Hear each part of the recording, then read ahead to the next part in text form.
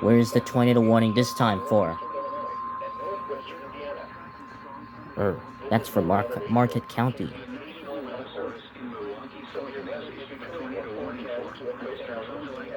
This time for Fond du Lac. It's moving northeast, and it seems like it's heading for the city of Fond du Lac.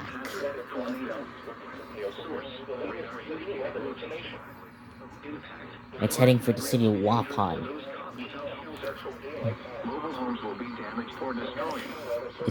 And so now you can see it's.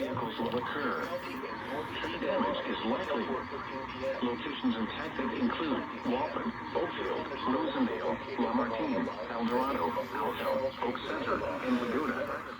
Take cover now. Move to a basement or an interior room. And it seems like the storm is moving northeast towards the city of Fond du Lac. If you are outdoors, in a mobile home, or in a vehicle, move to the closest substantial shelter and protect yourself from flying debris.